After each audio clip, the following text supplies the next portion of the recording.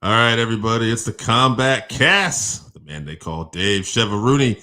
And before we get started, let me give you that intro. Are you a fan of pro wrestling, comedy, and combat sports? Then we have the podcast for you because we cover that and much, much more. Do you like to debate with your friends? Do we have the perfect segment for you? It's the 531, where we take any given subject, break it down to a top 5. From there, we debate it down to 3, and then into that number 1 spot. If you want to get a hold of us, find us on our social medias. Search Working Fans Podcast on any major social media platform. And if you want to find the podcast, search for us on any major podcast platform, as well as YouTube. Working Fans Podcast. We put in the work so you don't have to.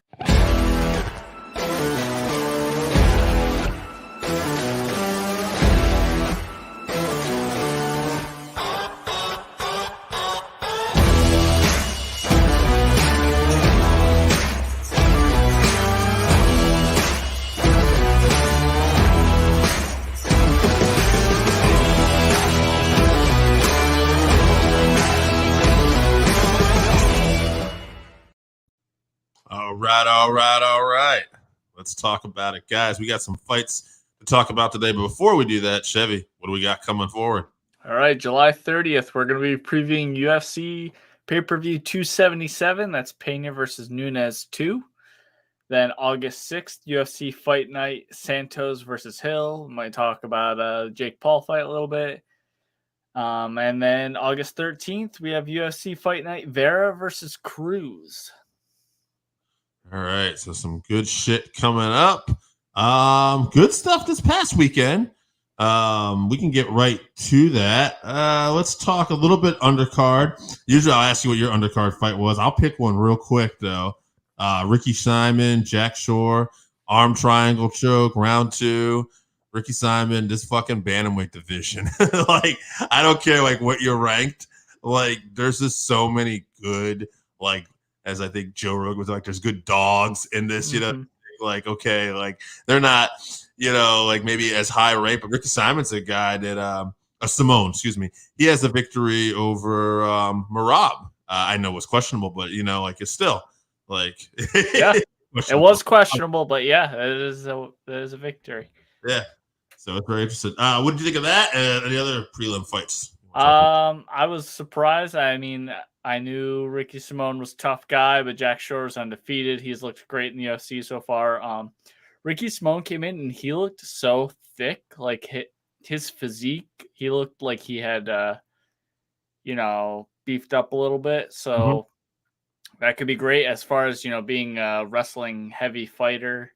That could help him for sure as long as his cardio is still good. And he looked great in this fight. So good on him. Absolutely. Dustin Jacoby, too, another guy who got a first-round knockout I saw. Did you get to see this one? What do you think? Yeah, Dustin looked great. I'd like to see him fight a little bit higher-ranked opponents going forward. I think he just kind of outclassed the guy, but good on him. That was a great knockout. Absolutely. Yeah, he's at light heavyweight here? He is 3-4-0 in the 5-6-6-0-1 in the UFC. Yeah. Wow. Got time to fight some higher ranked or some ranked opponents. Yeah, I agree. He's earned it at this point for sure. Absolutely. And then the prelim main events. I'm gonna mess up this guy's name. Pahanalehi. Puna. I think is his nickname, Puna Hele. Oh, he won. KO punch and oh shit, what the hell round was that? I had it right here. That was I think it was 2. Yeah. Yep. That fight went about as I had predicted. Somebody was going to get violently knocked out, and somebody did. Yeah.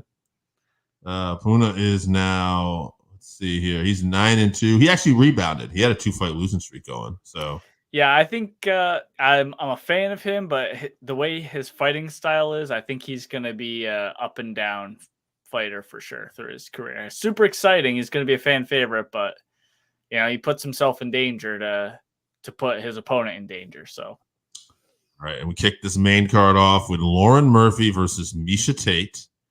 The story here we said going in would be Tate and how she looked, because she's obviously a legend in the sport, and how she was going to adapt at this weight class. But we both also said too, Lauren Murphy is like a real tough opponent out of the gate, and that's exactly what happened.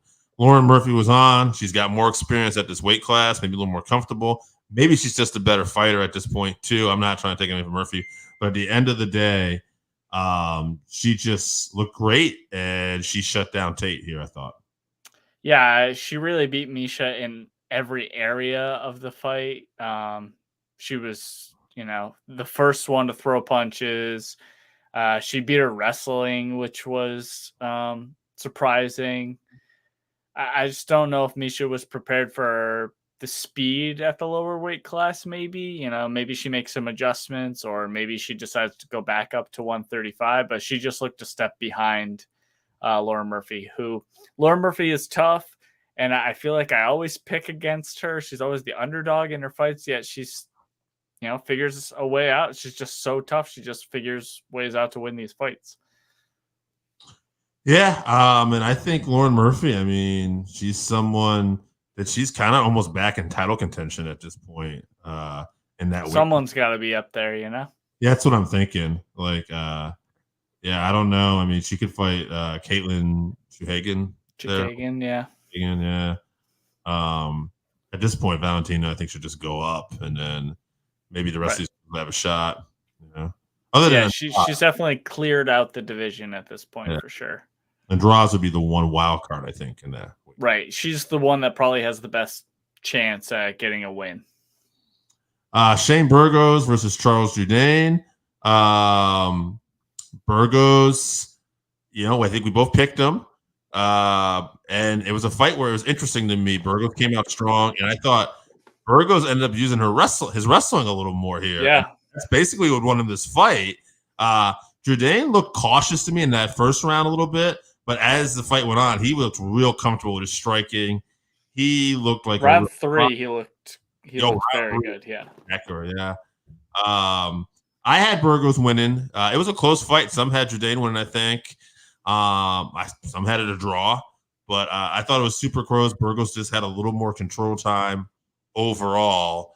I thought in round 1 and round 2. Round 1 was the one I think that was people had going kind of back and forth a little bit. Jourdain, I thought, finished a little stronger in that, but Burgos still had more control time, I thought. Anyway. Yeah, I was super surprised because that's an aspect of his game that we haven't seen, his wrestling. And, he did great. He was pretty low on his performance, especially round 3. He was getting beat up in round 3. But Jourdain has skills all over. So the fact that Burgos was able to wrestle him is impressive. So I know Shane wasn't too happy with his performance, but he did show that he can implement wrestling if he has to. And, that is something you need to be a title contender, really. So if he can work on that and maybe a little bit more defense, not get touched up so much, he could be a title contender. Yeah, absolutely. That featherweight division is killer. So, all right. Then we had probably the craziest fight of the night. I thought this guy deserved a double bonus. Matt Schnell coming back against Sue Margie, I believe. Matt Schnell, submission triangle choke, round 2, but that really doesn't tell the story. He was getting pieced up. Looked like ref could have stopped it at one point. I know some people were saying that could have happened and it couldn't, but at the end of the day, glad he didn't, because Matt Schnell with such a great comeback, staying in the pocket, just fierce, and then pulls out that triangle choke there on the bottom. Just spectacular. Yeah, I definitely thought he was going to go out. I mean, he got wobbled hard. His legs were wobbling all over the place. But, he does what he always does. He toughs it out. And, he got that down and got that triangle. Yeah, definitely. I don't know what's next for Matt at flyweight. Maybe he'll just get somebody in the top 5, though. He definitely. Right. That whole division is kind of, the top couple guys, and then everyone else is just fighting for a ranking, I feel like. So obviously that was probably fight of the night. but it reminds me of another fight in the prelims that we didn't talk about, the Bill Algeo and Herbert Burns. Just want to go back to that one real quick. Herbert Burns, was looking pretty good early on, but then he ended up fatiguing, and apparently he had a knee injury or something, and then Algeo was just beating him down hard and kept standing up and making Herbert stand up. And eventually, I guess due to a knee injury, he couldn't stand up, and they called the fight off as a TKO. Easy for me to say, sitting in my recliner watching the fights or whatever, but I hate to say this, but I'd like to see, some sort of X-ray or MRI of a knee injury. To me, it really just looked like he was so tired and so defeated that he couldn't stand up. But I don't know what you thought about that one, Dave. Did you see I know that you're one? talking about. I don't want to be shitty, but that's what it looked like from watching the fight a couple times. I watched it a couple times. Yeah, he looked definitely. I mean, he could have been injured, but he also could have been injured, and he could have also just been exhausted and beaten down, and his spirit was broken. And that's really what it looked like to me. Like, he just was mentally and physically broken. And hey, maybe there's an injury to go along with it, but yeah. Well, we saw that in a Bellator fight that we saw at Mohegan Sun, I believe. I want to say it was Baby Slice, right? Baby Slice. Yep. Yeah. He had a leg injury, but really he just fatigued, and they took him out on a stretcher, and he didn't want to look like shit, so he said it was an injury. But I mean, a lot of skills, a lot of jiu-jitsu skills Herbert Burns has, but Bill Algeo was always going to be a tough matchup for him for sure. I mean, at the end of the day, too, it's funny, like you said, like we're not one to, like, we're not in there. We're not fighting. These guys. I have no idea. I've never been in that situation. But it's kind of funny, like there's that saying, cardio makes cowards of us all. And it's just funny to see sometimes, because it's like, yeah, I mean, it's why, like, it's very, the wrestlers, like, because they've got cardios for days, a lot of these guys. And like, it's why it's such a great attribute, I think, in MMA still, that wrestling base, because not only are you able to a lot of times dictate where the fight goes, but a lot of times those guys are just cardio machines, and they don't get tired. Yeah, I've heard many fighters talk about that as the most frightening thing about going into a fight, is you're afraid that you're going to gas out, because that makes everything hard. You're almost guaranteed a loss. It's harder to defend yourself. Obviously, it's harder to get any offense going.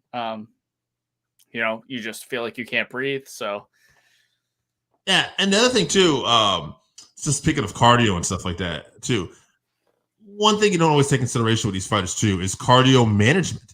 Like, the thing about it, you get those openings sometimes, and you're just gonna go for it, and then you don't finish the guy, right? Which could have happened with Sue Marjorie there against Snell. I'm not saying it did, because Snell was such a friggin' man that he just powered through all that stuff and ended up. But like, Sue might have been friggin' out. Sue might have been like, tired, and and then next thing you know, he gets rocked, he gets taken down, right? And that's a great thing about Snell too. Like, he had cardios for days. So yeah. So I hope to see Herbert Burns back looking strong and with a healthy knee, and hopefully I'm just a piece of shit and am wrong calling him out for not getting up because he was tired. But Bill Algeo looked great as he has lately, and I'm excited to see his next fight. I'm actually happy we were able to tie that back into the last fight we talked about, Snell, with cardio too. This fight we didn't really do a lot of cardio for. Amanda Lemos submission triangle choke over Michelle Waterson, round 2. Oh, did we skip a fight? Did we skip Jing Lang? Yes. Don't skip that guy. We'll skip that. We'll Don't skip the leech. So since we talked about Lemos, I'll just say this. Lemos looked good. I think she's definitely a contender at this strawweight class. She got caught in her last fight with Andrade. That's because Andrade is a beast. But I think Lemos is someone that keeps improving. She could be right there too. Waterson might be at the end of her career at this point. I will say, though, she was looking good in this fight before she got caught, at least holding her own. But at the end of the day, Lemos looked like a better fighter. The only other thing I want to make note before we talk about the other fight is that hats off for Michelle Waterson for tapping. Ref missed it, and then she made sure to point it out. No, I did tap. Yeah, always classy for sure. Yeah, a lot of fighters, a lot of people in general might not have been so damn honest in that moment. When faced with the truth, she did it. So hats off to her for being a great person. Yeah, basically the story of the fight is what I thought going into it is she just wasn't going to have enough power to keep to get Lemos' respect, and Lemos was able to just kind of walk forward, and she did get touched up a bit, but she pushed through it and got Michelle down and subbed her. So, but like you said, respect to Waterson Gomez. Now I think she goes by. So respect to the karate hottie. I don't think her career is done, but I don't see being champ in her future at this point. So good luck to Lemos pushing on. She is a contender for sure.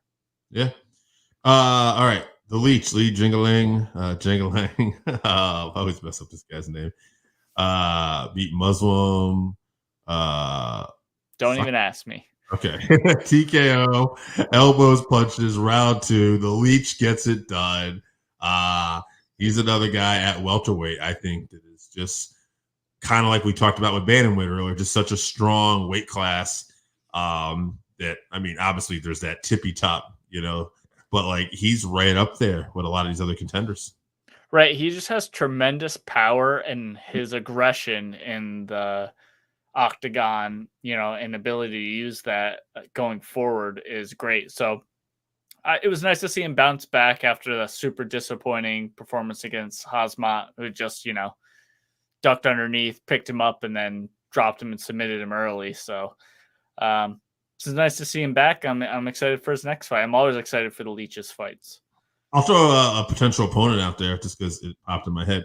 Probably someone in a similar position with him without looking at the rankings. I don't know, but Jeff Neal.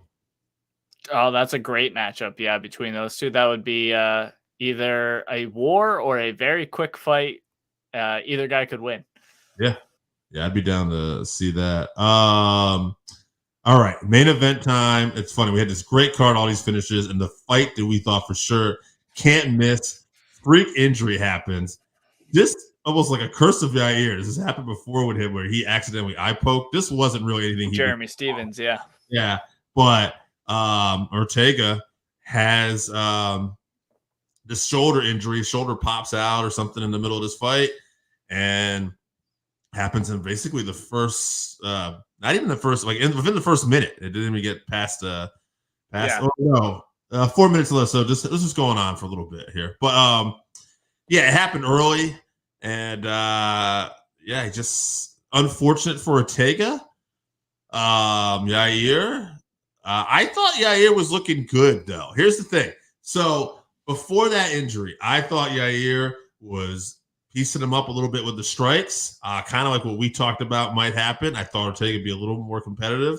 Again, we don't have the first 4 minutes to judge it, but I thought Yair was much better in that situation. However, as this was going on, Ortega did take him down right at that point. Now, Yair put some pressure on that arm, tested that shoulder a little bit, and it popped out. Honestly, too, I think you can make an argument for a TKO submission on this. I don't know what they called it. They called it a TKO. They did? Okay. Yeah. Yeah, because, I mean, at the end of the day, it's it is somewhat of a TKO shoulder injury, according to America's trusted news source, Wikipedia. There is an argument online, people saying that this should be counted as a submission. What's up, Joe? Which I can kind of see both sides. So, technically, Yair you could give him the submission, but I think Brian ultimately injured himself by trying to jerk out of that armbar. Mm-hmm. But technically, Yair put his arm in danger, so you could call it either way. They called it a TKO. I'm fine with that. Super disappointing, obviously, for Ortega, especially if he has to have surgery. He was already out for a year or so. from his title shot, and then if he has to have surgery, out another year maybe. And also disappointing for Yair, because if he is going to get this title shot over Emmett, he really needed a definitive, put a stamp on it victory over top contender in Ortega. So it's not ideal for either guy, really. I would like to see this fight further down the road, maybe not immediately when Ortega comes back. I think Yair should move on, fight an Emmett, or maybe get his title shot or whatever. I know the champ is having thumb surgery or something, so it might be out a little while. So maybe Emmett versus Yair interim belt or something. But, when Brian comes back, maybe fights one and then gets a shot at Yair again or whatever. If Brian's going to be out for a while, though, I mean, Yair, and let's say Volkanovski is going to be out for a bit, too. There is an interesting potential matchup with either Emmett or Bryce Mitchell. How do you think he matches up with either of those guys, I guess? Yair? Yeah. I think he's super dangerous against both guys, to be honest. Yeah. His stand-up is just miles better than both guys. I mean, Emmett is very powerful. He would have the power advantage, but Yair's distance management, his kicks, he's going to throw all sorts of stuff at Emmett, who is, not really dodging a lot of stuff when he's coming in. I think he gets clipped and hurt, or maybe just outpointed. As far as Bryce Mitchell, stand-up game is real weak.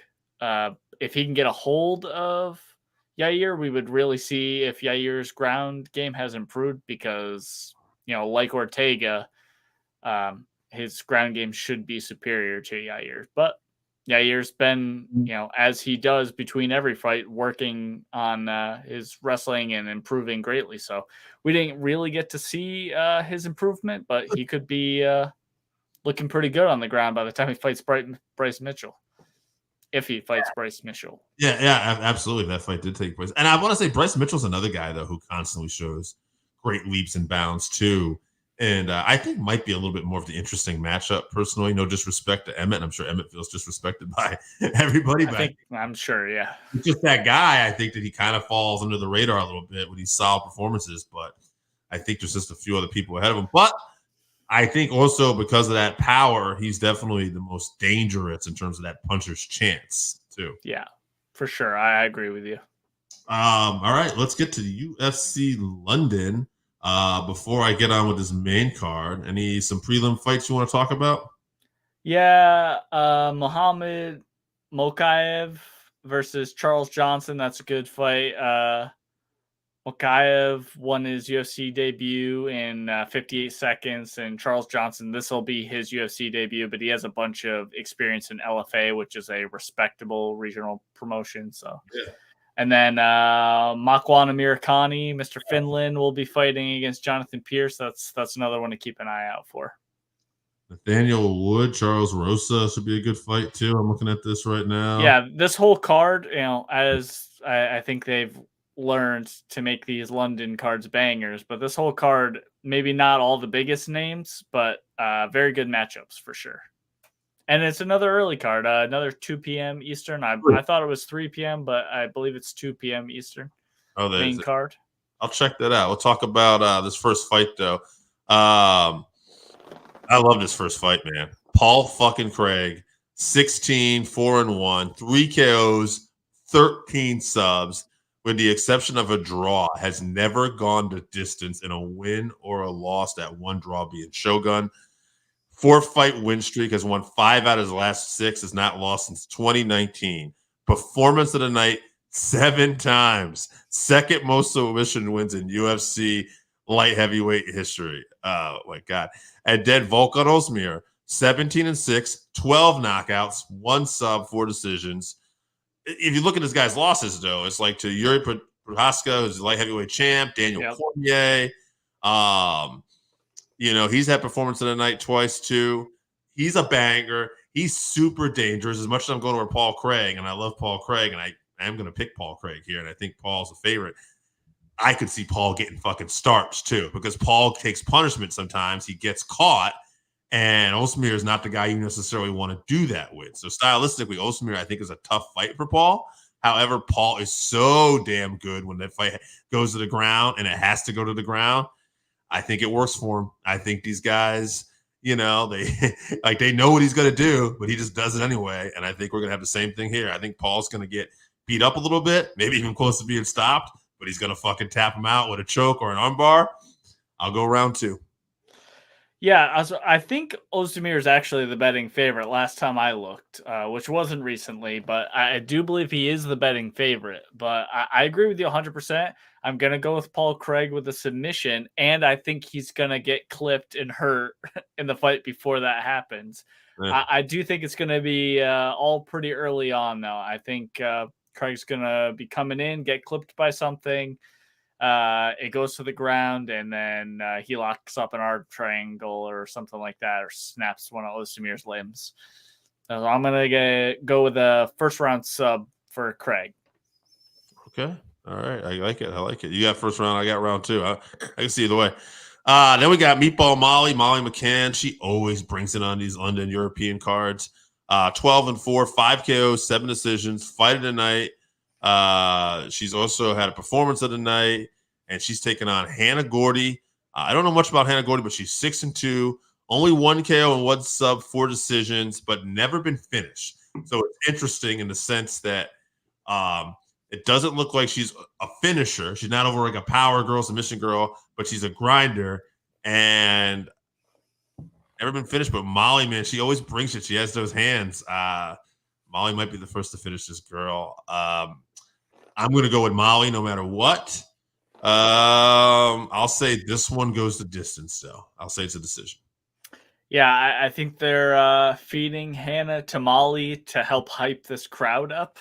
Yeah. Because, she feeds off the crowd so much, and she's so good about hyping them up also. So I think you're right that Molly's the better fighter. Goldy's tough, but I think she's going to get it finished in this one. I'm going to go with round 2 KO for Molly Meatball McCann.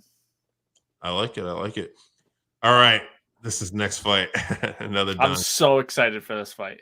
All right. Randy, I got the comments. I just want to throw something out here. What's up, Chevy and Dave? And then we got Chevy and Dave. Do you think there will be any big knockouts this weekend? All right. Randy, I do. And why don't I just start with this next fight? Because I think we're going to get a knockout here one way or the other. Nikita Krylov, 27-9, 11 KOs, 15 subs, 1 decision, 2 fight losing streak. 1 decision in those 27 wins. Okay. Aleksandar Gustafsson, 18-7, 11 KOs, 3 subs, 4 decisions, but he's on a 3-fight losing streak. This guy's had fight of the night 4 times, performance of the night once. It's been a little while since he's fight. He's had a Hall of Fame fight with John Jones, folks. So Gustafsson is a guy who's been a star, and he's been close. He's been so close to getting that light heavyweight title in the past, twice. But he's been out for a while. I like this matchup for him, assuming we got some of the Gustafsson of old. I think Krylov is a perfect style fight for him. I could see Gustafsson getting caught, though, because we don't know what's been going on the last couple of years with this guy. I think we're going to get a finish, but I'm going to put my money on Aleksandar Gustafsson. Might be going with my heart here, but I think Gustafsson gets it done. I'm going to say even a little later, round 3. I'm going to say he puts some work in, and these guys go for a few rounds, but round 3, TKO. All right, so Krylov is the betting favorite, which makes sense because Gustafsson hasn't fought in 2 years. Yep. And he's lost 3 in a row, I believe you said, right? Mm-hmm.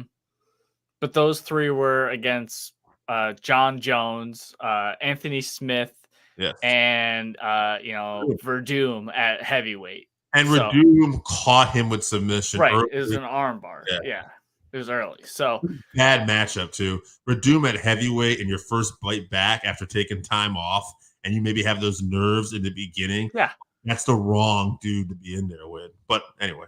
Right. If you ask some people, they would tell you that Verdum is the greatest heavyweight of all time.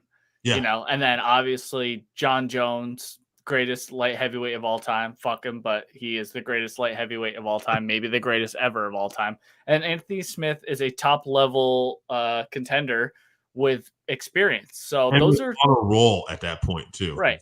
Yeah. Hey, and Gustafsson, had time in between all those fights. So maybe the 2 years off training is what he needed. I hope. He is older for sure. He's got a lot of miles on him, but he's one of my favorite fighters, so I'm going to go with him. Krylov is great.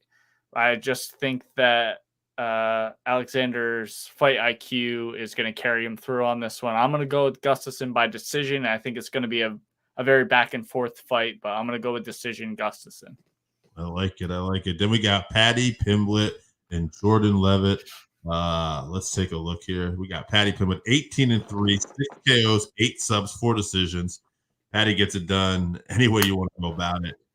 He's had performance of the night twice. He's a former Cage Warriors fighting championship at featherweight. He had another featherweight title, full contact contender. I don't know much about that promotion, but at the end of the day, Paddy's just been building to be this star. Jordan Leavitt, he's 10-1, 1 KO, 6 subs, 3 decisions. Performance of the night 1 time. 3 out of his last 4 fights have been wins, 2-fight win streak. But I think Jordan's just getting fed to Paddy here. I think that's the idea, right? We're building Paddy. I say Paddy gets a first-round submission. Yeah. And as we have here are comments here, it hurts to hear you say John Jones is that great. Boo. Yeah, it hurts me to say it, but facts are facts, Absolutely. So Paddy and Jordan, I think Jordan's a super dangerous opponent for most guys, but I would say Paddy stylistically is maybe one of the worst matchups in the division for him, because Paddy has a great ground game, but he also has power on the feet, which Jordan doesn't really have. So I think Paddy is going to just lean on his stand-up early on. There's no way that he's going to let Jordan Leavitt knock him out or submit him and then tweak over his body. So that will never happen. So I think Paddy, I'm going to go with Paddy KO round 1. But I hope we get to see a little bit of grappling. I kind of hope it's not a first-round knockout. We get to see a little bit of grappling, but I'm thinking Paddy just goes right at him and clips him early, knockout. I also want to point out, I think that comment was a little judgmental towards you, but that's okay. We support all comments. That's my wife, everyone. She's allowed to. Yeah, absolutely. And if anyone knows, I'm just joking. Jack Hermansson is next, 22-7, 11 KOs, 6 subs, 5 decisions, but he's lost 2 out of his last 3, although those were to Marvin Vettori and Sean Strickland. Tough. So no slouches there. Jack has had fight of the night, performance of the night 1 time. He's had most significant strikes landed in a 5-round middleweight bout against Jacare Souza. I thought that was interesting. Chris Curtis, though, 29-8, 16 KOs, 1 sub, 12 decision, 8-fight win streak. In particular, he's already 3-0 in the UFC with a performance of the night already. Curtis has momentum. I think he's probably the underdog here. But I like him because I like that momentum. Although he is going to be against a favorite in the crowd, and those English fans really don't seem to push their people to victory. But I'm going to say one upset here. One upset's got to happen. I'm going to say Chris Curtis, and I'm going to say he can't submit this guy, and he won't beat him in a decision. So I'm going to say he catches him, and I'm going to say it's going to be round 3. That's funny. We're pretty much on the same page here. So obviously, it's a bummer that we don't get to see Darren Till, who was supposed to be Hermansson's original opponent. But I don't think this is a super great matchup for him anyway. So, hopefully he heals up soon. But as far as Chris Curtis stepping in for him, Hermansson has great submission skills, but he's too willing to engage in a firefight on the feet. And I don't think Chris Curtis, especially the Chris Curtis we're seeing right now in the UFC, is the person that you want to do that with. He's calm and composed and dangerous on the feet. So I think he's going to upset him, on short notice. And I'm with you. I think it's going to be a 3rd round TKO for Chris Curtis. Yeah. Okay. I didn't think we'd be on the same page with that one. Yeah. But I'm glad we are. We'll see what happens. Curtis Blaydes, Tom Aspinall, main event. This should be a good one. 16-3 is Curtis Blaydes. 11 KOs, 5 decisions. He's won 6 out of his last 7. With that one loss, he got caught by Derek Lewis. Performance of the night 3 times. He's had most takedowns in a fight in UFC heavyweight history. He's going to bring some heavy-duty grapple into this contest. Tom Aspinall, 12-2, 9 KOs, 3 subs. Never been to the distance. 2 losses early in his career. 1 he got caught in submission, and 1 he was disqualified. The guy is on an 8-fight win streak. Performance of the night 4 times. Tom finishes fights. He seems to be the real deal. This is probably the toughest stylistic fight he could have, but it also shows what a badass and what confidence he has, because he could have probably shied away from this fight and probably try to get around it. No, he says, I'll take Curtis Blaydes. I'll take him in my hometown. Some people consider that the home field disadvantage, right? Because all the pressure's on you to win, and now he has to show up. I like it. I like this kid's style. I like everything he does. Not that I can't see Blaydes pulling off a boring win. He will do everything he can to do that. But I'm going to say Tom gets it done. And if you're going to get it done against Curtis Blaydes, you don't usually do it by decision. So that, to me, says Tom is probably going to finish him. I'll say TKO, and I'll say round 3 again. Oh, man, we're really on the same page here today. So I'm a big fan of both of these guys for sure. But I do have a favorite going into this fight. So Tom's never been taken down in the UFC. He will 100% be taken down in this fight and be on his back at some point. But he has a black belt in jiu-jitsu. So I think we're going to find out how important that is for him, because I think he's going to need it to get up. And if he can withstand Curtis's wrestling, not take a lot of damage when he is on his back, because Curtis is dangerous with those elbows and his ground and pound. Ask Alistair Overeem. They're going to be seeing a lot of the highlights of him busting open Alistair on the ground in their fight. But that's a big ask too, asking him not to take a lot of damage on the ground. But I think he can tire Curtis out and then swarm him on the feet. He's the faster guy and more technical. Although Curtis has improved his footwork and his striking, I still say Tom is the faster and more technical. I think this might be the first time Tom is fighting someone who is more athletic than him, though, and that'll be his biggest problem. But I like both guys, but I'm pulling for Tom with a fight in London, and I'm going to go with Tom by TKO in round 3. All right. That's what we like to hear. All right. So I think that'll be it. We're both sweating profusely, but before we get out of here, why don't you tell everybody what we got coming up? All right. July 30th, we're going to be previewing UFC 277, Pena versus Nunes 2.